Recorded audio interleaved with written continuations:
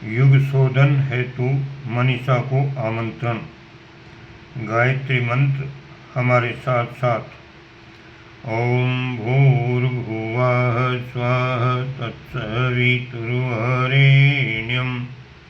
भर्गो देवस्य धीमहि धियो यो नः प्रचोदयात्। देवियों, भाइयों, मनुष्य को भगवान के अनुदान अन्य प्राणियों से भिन्न मिले हैं। सामान्य प्राणी दो काम कर पाते हैं, एक तो अपना पेट भर पाते हैं, दूसरा संतान पैदा कर पाते हैं। दो के अलावा और कोई पुरुषार्थ अन्य प्राणियों के जिम्मे नहीं है।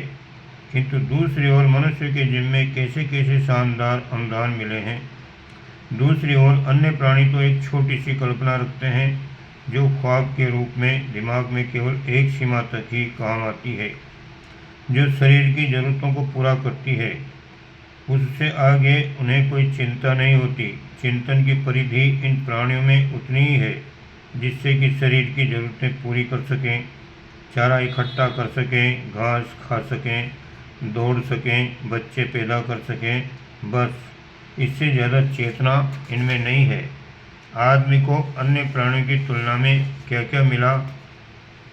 शरीर ऐसा शानदार मिला कि कलाकार ने अपनी सारी की सारी कला को एक ही केंद्र पर ख़त्म कर दी, ऐसा मालूम पड़ता है। हाथ हमारा इतना शानदार है कि मालूम पड़ता है कि प्रकृति ने इसे बहुत सोच समझकर मन लगाकर बनाया है। इतनी जगह से मुड़ने वाला, इतनी जगह से घूमने वाला, इतने तरह के काम करने वाला हाथ किसी अन्य प्राणी के हिस्से में नहीं आया। दिमाग के बारे में क्या कहें, आँखों के लिए क्या कहें, हर इंद्रिय के लिए क्या कहें। अनोखा प्राणी है मनुष्य। भगवान ने इस हाड़ मांस के जखीरे में एक ऐसी चेतना भर दी है जो अनोखी मालूम पड़ती है। बड़े सौभाग्यशाली हैं हम और आप, जो ऐसा शरीर धारण करने में समर्थ हो सके, सौभाग्यशाली सिद्ध हो सके।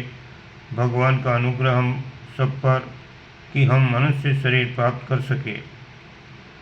अगली वाली बात और थोड़ी सुरक्षित रखी है, जिसे पात्रता के अनुरूप भगवान दिया करते हैं। सब प्राणियों को नहीं, किसी किसी को देते हैं जिसे सुपात्र पाते हैं। पात्रता आपकी बढ़ेगी तो भगवान की 4 नियामतें, 4 विभूतियाँ आपको मिलती चली जाएंगी। एक विभूति का नाम रित है। रित क्या है? रित उसे कहते हैं जिसमें कीमती चीज़ें जुड़ी हुई है। साजो, सुरक्षा, शालीनता, अंतः प्रेरणा। रित जिस किसी के हिस्से में आता है वह अपना कल्याण करता है, और अपना कल्याण करके वह सीमित नहीं रह जाता, समाज का उत्तरदायित्व संभालता है, सारी मनुष्य जाति का मार्गदर्शन करता है और इस पृथ्वी पर खुशहाली लाता है। रित उस वर्ग के हिस्से में आता है जिसको हम सभी ब्राह्मण कहते हैं। रित उसे कहते हैं जिसमें आदमी का चिंतन और जीवन देवोपम बन जाता है। वो अपने लिए कर्तव्यों का निर्धारण करता है। क्या निर्धारण करता है? वयम राष्ट्रे जाग्रयाम पुरोहिता। हम पुरोहित अर्थात हम ब्राह्मण, हम संत, हम ऋषि यह उत्तरदायित्व ग्रहण करते हैं और ये घोषणा करते हैं कि वयम अर्थात हम सब, राष्ट्रे सारे राष्ट्र को, नागरिकों को, विश्व मानव को, जागृयाम जीवंत और जागृत रखेंगे। जीवंत और जागृत रखने की जिम्मेदारी केवल एक ही वर्ग के लोगों की है, जिसका नाम है ब्राह्मण। देवता ब्राह्मण एक ही बात है। देवता आसमान में रहते हैं। देवता वे भी हैं जिनके दिमाग आसमान में हैं। बाकी लोगों के दिमाग जमीन पर, गड्ढे में, खड्डे खंदक में रहते हैं। ब्राह्मण का दिमाग आसमान में रहता है। वो ऊंचा सोचता और ऊंचाई चिंतन करता है। ऊंचाई उसका लक्ष्य होता है, ऊंची उसकी विचारणा होती है। वैसे ही देव होते हैं। देव रित को पा करके, भगवान का अनुग्रह पा करके अपना कल्याण करते हैं और समाज का हित भी साधते हैं। ऋतम च सत्यम चाविद्वा तपसोध्य जायत। ऋत से सत्य की, सत्य से तप की उत्पत्ति होती है और तप से गर्मी उत्पन्न होती है, जिससे दिनों रात पैदा होते हैं, जिससे संसार की व्यवस्था पैदा होती है। ये भगवान का अनुग्रह आप में किन किन के हिस्से में आया पता नहीं, पर ये जिस किसी के भी हिस्से में आया होगा उसे ही बुद्धिजीवी कहेंगे। जो भी सुशिक्षित है, बुद्धिजीवी हैं, उनको अगर भगवान का प्यार मिल जाता तो पहले मिलता रित। रित से वे पहले अपना उद्धार करते हैं और फिर सारे विश्व का उद्धार करते हैं। दूसरा वाला अनुदान दूसरी श्रेणी के लोगों को मिलता है, उसका नाम है शौर्य और साहस। तीसरा अनुदान है साधन और चौथे का नाम है श्रम। वर्ण आश्रम व्यवस्था के हिसाब से यही 4 प्रकार के वर्गीकरण हैं। भगवान के अनुदान एक के बाद एक मिलते हैं। जिनके हिस्से में पराक्रम है, शौर्य है, साहस है, हिम्मत है, वे दुनिया में अपने तरीके से काम करते हैं। कोलंबस के तरीके से, नेपोलियन के तरीके से भौतिक दुनिया में बहुत काम कर जाते हैं और आध्यात्मिक जगत में फरहाद से लेकर मीरा तक, वो विवेकानंद से लेकर दयानंद तक जाने क्या क्या कर डालते हैं। ये गजब कर देने वाले प्राणी साहसी कहलाते हैं। साहसी को क्षत्रिय कहते हैं। तीसरे वर्ग के पास संपदाएं रहती हैं और चौथा वर्ग श्रमिक, जो अपने पसीने से, अपनी मेहनत मशक्क़त से दुनिया को खुशहाल बना देता है। आदि काल में दुनिया कैसी रही होगी? आरंभ में शायद वो उबड़ खाबड़ रही होगी, जैसे कि चंद्रमा की खबर लेकर वैज्ञानिक आए हैं। एक इंसान ही रहा होगा जिसने अपनी मशक्क़त से, अपनी मेहनत से इस ज़मीन को समतल किया होगा। इसी तरह से जानवरों को जो उच्छृंखलों के तरीके से, अस्त व्यस्तों के तरीके से हानि पहुंचाते हैं, प्यार से, सहकारिता से, डरा धमका करके मनुष्य का सहयोगी बनाया होगा। उसकी मशक्क़त ने ही दुनिया में तरह तरह की नई चीज़ें लाकर खड़ी कर दी। इमारतें बनाने से लेकर घर, कपड़ा बनाने से लेकर अन्न उपजाने तक, यह आदमी का श्रम है। श्रम का अनुदान मिलने से आदमी निहाल हो गया। ताकत दूसरे प्राणियों में भी है, पर वे श्रम नहीं कर सकते। नियोजित श्रम उनके पास नहीं है। हाथी के पास, घोड़े के पास ताकत है, पर वो उस ताकत का उपयोग नहीं कर पाता। इंसान अपनी ताकत का जानकार है, उसका उपयोग कर सकता है, और ये भगवान का अनुदान है तथा इसी से ये साधन पाता है। आदमी की बुद्धि का श्रेष्ठतम भाग है रित। ये रित यदि आदमी को मिल जाए तो बुद्धि सार्थक हो जाती है, विद्या सार्थक हो जाती है, प्रज्ञा सार्थक हो जाती है और मनुष्य की जिंदगी सार्थक हो जाती है। जिनमें से कुछ को भगवान ने शिक्षा दी है, वे आप मेरे समक्ष बैठे हैं। अब कमी एक ही रह जाती है कि इस सीप में कहीं से स्वाति की बूंद टपक पड़े। जिसके पास दिमाग है, शिक्षा है, उनके अंदर श्रद्धा की स्वाति की बूंदें गिर जाए तो आप ऋषि हो सकते हैं, महामानव हो सकते हैं। ये अक्ल का दुर्भाग्य है कि वो पेट भरने के काम आ जाती है। उससे भी अधिक दुर्भाग्य आदमी का ये है कि अक्ल जाल बुनने के काम आती है, वाक्पटुता के काम आती है, वो दूसरों को धोखा देने का कुचक रचने के काम आती है। अक्ल से जो हम कमाते हैं तो क्या बताएं आपको कि हम उसे कहाँ खर्च करते हैं। अक्ल की कीमत बाज़ार में ज़्यादा मिलनी चाहिए, मिलती भी है, लेकिन उस मिलने के बाद हम करते क्या हैं, न जाने कहाँ उसे खर्च कर देते हैं। ऐसे में ईश्वर चंद्र विद्यासागर हमारे सामने आकर खड़े हो जाते हैं और बताते हैं कि अक्ल की कमाई कहाँ खर्च होनी चाहिए।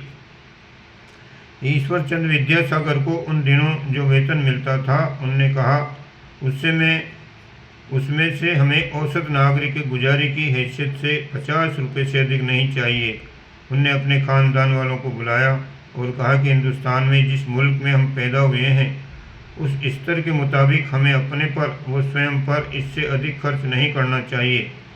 बाकी जो वेतन बचेगा उसे हम अन्य कामों में खर्च करेंगे, जैसा कि भावनाशीलों, विचारशीलों को करना चाहिए। आपकी अक्ल भी उसी तरह खर्च होनी चाहिए जिस तरह से ईश्वर चंद्र विद्यासागर की हुई। उनके दिल में दर्द था, उनके भीतर था रित। रित उसे कहते हैं जिसमें शिक्षा की सार्थकता छिपी होती है। आप कौन हैं? आप वकील हैं तो अच्छा, करते क्या हैं? सवेरे से शाम तक झूठ बोलते हैं, वो बुलाते रहते हैं, फरेब करते हैं, वो करवाते हैं। इसी अक्ल से पेट भरते हैं। ऐसे पेट के ऊपर लानत है, ऐसे पेट को फट जाना चाहिए। जो पेट आदमी की अक्ल की कमाई से देश के लिए, धर्म के लिए, इंसानियत के लिए, भगवान के लिए गुनाह करता हो, ऐसे पेट को आग लग जानी चाहिए। मित्रों, ये ब्राह्मण के लिए लानत की बात है, शर्म की बात है। भगवान के दिए अनुदानों को सबको इस्तेमाल करना चाहिए। दूसरे लोग यदि अपनी अक्ल का इस्तेमाल न कर सकें तो कम से कम ब्राह्मण को तो करना ही चाहिए। दिमाग अगर खराब हो जाएगा, अक्ल अगर खराब हो जाएगी तो शरीर क्या होगा। जिस समाज में, जिस देश में, जिस युग में दिमाग यानी ब्राह्मण अस्त व्यस्त हो जाता है तब उस देश की मुसीबत आ जाती है। दूसरे लोग जब गड़बड़ा जाते हैं तो डाकू या उठाए गिर बन जाते हैं और क्या करेंगे, गुंडे की सामर्थ्य बस सामान उठाने, मारपीट करने, हत्या करने तक की है। किंतु जब ब्राह्मण बागी हो जाता है तो वह ब्रह्म राक्षस बन जाता है। अतः ब्रह्म राक्षस होने की लानत अपने सिर पर ओढ़ने से हमें इनकार करना आना चाहिए और समय रहते चेत जाना चाहिए। युग की पुकार है कि ब्राह्मण जागे, आप कौन हैं? हम तो कायस्थ हैं। भाई यहाँ वंश परंपरा का जिक्र नहीं हो रहा। विचार परंपरा की दृष्टि से आप जहाँ बुद्धिजीवी हैं वहाँ आप ऐसी परंपरा के अनुयायी भी हैं जो आदमी को उसके कर्तव्यों, उत्तरदायित्वों की जानकारी कराती है। यदि ऐसा न होता तो आप हमसे क्यों जुड़ते? मैं सोचता हूँ कि आपके भीतर कहीं न कहीं रित है, रित जो भगवान का सबसे बड़ा अनुदान है। हमारे वो आपके लिए एक बहुत बड़ा काम करने को पड़ा है। काम ये है कि जो कुछ भी विचार का क्षेत्र हमारे सामने फैला पड़ा है, इसके भीतर से इसके अध्यात्म को हम निचोड़ें। हमको साइंस की ढूंढनी है, हमको साइंस ढूंढनी है। वो मूल ढूंढना है जिस सिद्धांतों को लेकर के आदमी ने इंसान बनाने व बढ़ाने के लिए कदम बढ़ाया। ये दोनों काम किए बिना इतने बड़े बुद्धि के जंजाल को काट सकना हमारे लिए संभव न हो सकेगा। बुद्धि का जंजाल, बुद्धि का भ्रम इतना बढ़ गया है कि क्या कहूँ मैं आपसे। बुद्धि के ऊपर से पड़े आवरण इतने ज़्यादा कटीले, इतने ज़्यादा गहरे, इतने ज़्यादा विषैले हैं कि इनकी काट छाट करने के लिए हमको बड़े ऑपरेशन की ज़रूरत पड़ेगी। कैंसर का ऑपरेशन करने के लिए मामूली चाकू काम नहीं करते। अंदर लेजर किरणों से लेजर रेडियो आइसोटोप तक का इस्तेमाल करना पड़ता है और फूंक फूंक कर कदम रखना होता है। फिलॉसफी नीतिशास्त्र का नीतिशास्त्र, मनोविज्ञान का विज्ञान हम गढ़ना चाहते हैं, पर यह कठिन काम है, ऑपरेशन जितना कठिन। अगला हमारा काम है धर्मों का धर्म ढूंढना। वो जो 400 करोड़ मनुष्यों में से अधिकांश के सिर पर हावी है। मैं सोचता हूँ कि 300 करोड़ के ऊपर धर्म है। 100 करोड़ मनुष्य ऐसे हो सकते हैं जो धर्म की लापरवाही करते हैं और बाद में परवाह नहीं करते, जो धर्म से नाखुशी जाहिर नहीं करते। उनको मैं मानता हूँ कि उन्हें धर्म की अहमियत समझ में आ गई है, वे धर्म को समझते हैं। धर्म हेतु, विश्व धर्म की व्याख्या हेतु हमें आस्तिकता का, ईमान का प्रतिपादन करना होगा, धार्मिकता का, धर्मनिष्ठा का, कर्तव्य परायणता का प्रतिपादन करना होगा। इसके लिए बुद्धिवाद का सहारा लेना होगा। तर्क और दलीलों को हम रोक नहीं सकते, बुद्धिवाद को हम सीमित नहीं कर सकते। आदमी के भीतर से जब तर्क का मादा उत्पन्न होता है तो अंकुश लगाना कठिन हो जाता है। तर्क, दलील आज के ज़माने की सबसे अच्छी व सबसे वाहियात चीज़ है। अच्छी क्यों? क्योंकि उसमें सत्य को ढूंढ निकालने की सामर्थ्य है, संभावना है। वाहियात क्यों? क्योंकि दलील के पीछे अगर अंकुश न हो, नियंत्रण न हो तो ये सब कुछ कर सकती है। दलील आप किसी भी पक्ष में दे सकते हैं। संस्कृत की एक पुस्तक है जो एमए में पढ़ाई जाती है, नए कुसुमांजलि। उसमें ये बताया गया है कि दलील कैसे दी जाती है, बहस कैसे की जाती है। बहस में ये भी किया जा सकता है और ये भी। उनने 2 टॉपिक लिए हैं, एक ईश्वर है, दूसरा ईश्वर नहीं है। दोनों पक्षों में जोरदार बहस होती है। अंत में दलील देने के बाद ये लिखा है कि हमने तो बहस करने का तरीका सिखाया है। आप ये विचार मत करना कि पुस्तक का लेखक नास्तिक है या आस्तिक। दलील कुछ भी दी जा सकती है, उल्टी भी हो सकती है, सीधी भी हो सकती है, निकम्मी से निकम्मी, बेहूदी से बेहूदी, पाजी से पाजी बातों के पक्ष में दलील पेश की जा सकती है। दलील ने ही स्वच्छंद यौनाचार का पक्ष लिया है। दलील इतनी स्वेच्छाचारी है कि वह कभी फ्राइड का समर्थन करती है तो कभी अस्तित्ववाद के लिए कामों का और निश्चय के तरीके से नास्तिकवाद का। ये अक्ल, ये दलील निरंकुश होने पर न जाने क्या कर सकती है। मित्रों, हमें यदि 400 करोड़ व्यक्तियों का भाग्य बनाना है नया युग गढ़ना है तो हमें दलील की माँ को पकड़ना होगा। अकेली दलील से काम नहीं चलेगा। चोर की मौसी को गिरफ्तार करना होगा। अक्ल का, दिमाग का बहरूपिया न जाने कैसे कैसे वेश बदलकर हमें परेशान कर रहा है। हमें इस बहरूपे की जन्मदात्री को पकड़ना होगा, तभी ये ठीक हो सकती है। शोध प्रसंग में दो बातों के बारे में हमें गंभीर होना पड़ेगा। आए दिन हमें जहाँ कहीं दो बोर्ड दिखाई देते हैं। एक बोर्ड है योगा एवं दूसरा है शोध, रिसर्च। योगा सबसे बेहुदा मखौल है अध्यात्म का। गली गली में योगा के नाम पर आश्रम खुले हुए हैं। इनसे पूछो कि योग का क्या मतलब है तो दांत निकाल देंगे। क्या योग मात्र सर्वांगासन होता है, डीप ब्रीदिंग होता है, हाथ पैर चला लेना होता है, मेडिटेशन होता है, बंदूक चलाने वाले, मैच मैरिज्म करने वाले, चिड़िया मारने वाले, सब में मेडिटेशन होता है। मेडिटेशन अक्ल इकट्ठी करने का नाम है। खबरदार, योगा अलग है और मेडिटेशन अलग है। योगा जहाँ देखो मखौल के लिए। इन्हें और चीज़ नहीं मिली जो योग को बना दिया। दूसरे हर किसी को रिसर्च करते देख सकते हैं, शोध करते देख सकते हैं। आप गली गली में रिसर्च करने वाले, गली गली में शोध संस्थान, शोध से कम में कोई बात ही नहीं करना चाहता। भाई साहब, हमारे दिमाग में बड़ी चीज़ है, हम शोध का मजाक नहीं बनाना चाहते। बड़ी चीज़ के लिए बड़ा सामान इकट्ठा करने की कोशिश कर रहे हैं। फिलहाल आपको एक छोटा सा काम सुपुर्द करते हैं। इंटेलिजेंसिया जिस काम के लिए अभी बदनाम है, आप उस बदनामी को मिटाएं।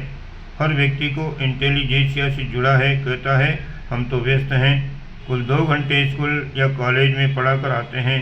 वो कहते हैं कि हम बिजी हैं, गप्पे हाँकते रहते हैं। वो कहते हैं कि हम व्यस्त हैं। ये झूठी बहानेबाजी की बातें हैं। आप ये देखें कि रीत के धारणकर्ता होने के नाते प्रज्ञा के विस्तार की आप पर जो जिम्मेदारी है, उसको निभाकर कि आप समाज के आप पर चढ़े ऋण को उतार सकते हैं। भगवान का, विश्व मानव का आप पर ऋण है। इसके लिए पहली बात समय से चलती है। समय के साथ काम में तन्मय होने की कला, व्यस्तता उसे कहते हैं कि आदमी इस कदर लक्ष्य में तन्मय हो जाता है कि उसे समय का कोई ख्याल नहीं रहता। आप युग अनुसंधान, मानव धर्म की खोज, विज्ञान, अध्यात्म के शोध के विषय में गंभीर हैं तो आप बात वहाँ से शुरू कीजिए जहाँ से आपको टाइम देना पड़ेगा। यदि दे सके तो समुद्र मंथन कीजिए। कभी देवता व असुरों ने मंथन किया था। देवता कौन? विचारना, श्रद्धा, सद्भावना, आदर्श। तथा दैत्य कौन?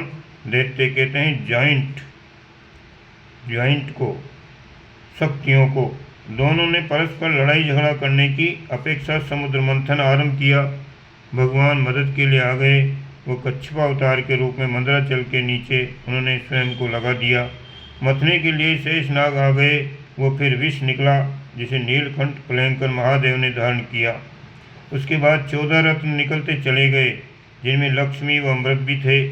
जो काम हम और आप करने के लिए चले हैं उसकी उपमा समुद्र मंथन से दे तो कोई गजब की बात नहीं। समुद्र बहुत विशाल है।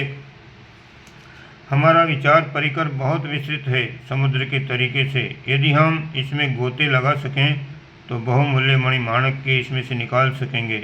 आप अपनी बुद्धि का सही उपयोग करके समय देकर अपने सही अर्थों में बुद्धिजीवी होने का प्रमाण दीजिए। आप पर सारे समाज का, युग का एक ऋण चढ़ा है, महान दायित्व है, उसे निभाइए, बताइए। विज्ञान का विज्ञान, अध्यात्म का अध्यात्म, तभी तो दोनों मिल सकेंगे। अगली पीढ़ी को महामानव बनाने के लिए इससे कम स्तर के पुरुषार्थ से काम नहीं चलने वाला। हम बड़ा काम ही सोचते हैं, वो करते हैं। क्या करना है हमें सूरज को, चंद्रमा को धरती पर लाना है जिससे इंसान निहाल हो जाए। आपने वैभव विलास की जेल में बहुत जीवन बिता लिया। आप समय दीजिए, वो अपनी अक्लमंदी का सही प्रमाण देकर युग शोधन में खपिए। अपने को पूरी तरह लगा दीजिए। ज्ञान की जो धारा है उसे अपने साथ ले जाइए, वो पूरे समाज में प्रवाहित कीजिए। बस यही करना है आप और हमको। हमारी बात आज की यहाँ समाप्त। ओम शांति।